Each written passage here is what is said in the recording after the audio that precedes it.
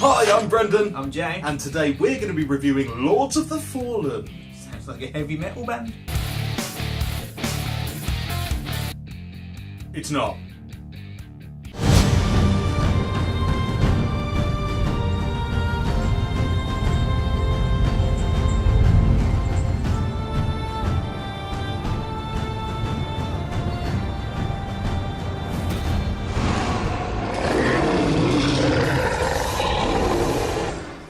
Lords of the Fallen is a game heavily influenced by Dark Souls and Diablo 3. It's evident from the start. You begin the game entering a gloomy castle with a guy called Caslo, and are greeted with the game's tutorial on how to bash enemies with your sword and how to dodge, etc.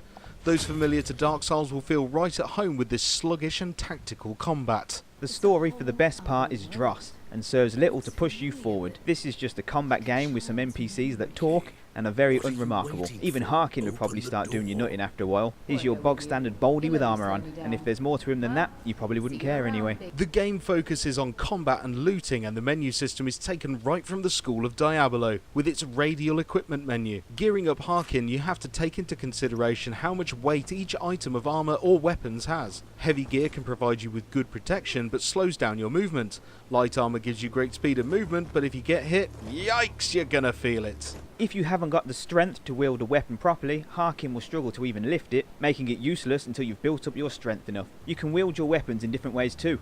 Double-handed swinging or one-handed with a shield. Early on you pick up this magical gauntlet. It's very good at using masses of your magic and absolutely useless against most of the bosses, but great at taking pot shots and dealing damage to lesser foes. Every time you kill an enemy you get an XP multiplier. This continues to rise up as you get more and more kills. The more XP you have on you, the bigger the rewards. But the problem is you lose every bit of it if you die. You can get it back if you can return to where you died, but there is a time limit and the XP slowly drains away whilst you try to return. So pretty much like Dark Souls then?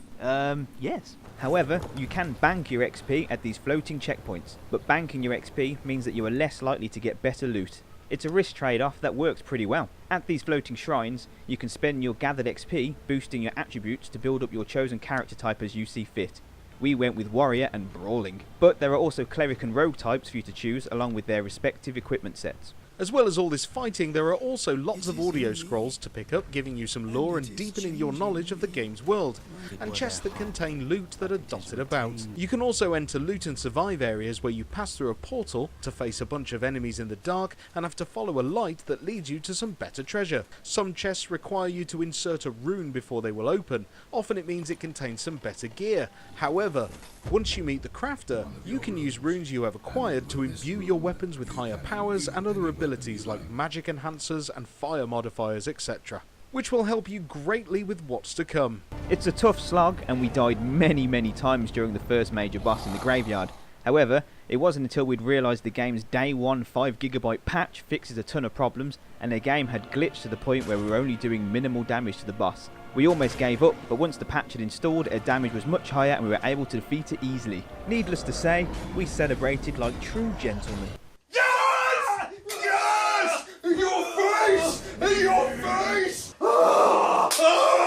There is a lot of problems though, even with the patch. Sometimes when we died the game totally froze and we had to reboot. Frustrating, but that's to be the norm with many AAA games these days in this respect. Lords of the Fallen feels rushed out and a fully finished working game is not something we're coming to expect from any next-gen developer. That being said, Lords of the Fallen is good if you're looking for a next-gen Dark Souls clone, but bad if you're wanting anything new. It looks and plays very well and you do get a good sense of achievement when you finally beat a boss that's been crushing your face for the last hour. The checkpoints are generous enough to keep you in the one more try zone and does a good job of keeping you coming back for more. But as for the game fixes and irritating bugs coupled with bad voice acting and pointless dialogue sections and a main character that, what was his name again? Never mind. A character that is about as memorable as an X Factor finalist, we can't rate this higher than a middle of the road 5. You have to be up pretty early in the morning to impress the Gamegasm team.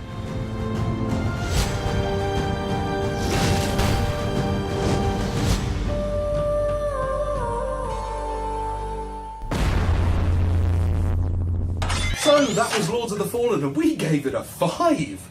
Ouch, that's actually considered quite low, really, isn't it? It is low, but I wouldn't say it's necessarily because it's a bad game. It's nothing new. What it does is solid. but no game, no matter how big or small, warrants almost a 5 gig day one patch. Yeah, that is a bit excessive. Yeah. And I mean, not only that, I mean, like I said, we've seen it all before. It's, you know, there's nothing really new there. I mean, yes, it does it well, but it's not really doing anything to push gaming forward. It's just there. So that's why we gave it a 5. But we're still both really enjoying playing through it. It's just pretty good sense of achievement when you finally defeat that boss. oh yeah, definitely. And yeah, I mean, if you've played Dark Souls and you loved it and you want to get something like Dark Souls but on the next gen console, then we couldn't recommend this higher. It's just, that's the way we score games, you know. As usual, I've been Brent. I've been Jay. And we've been Gamegasm!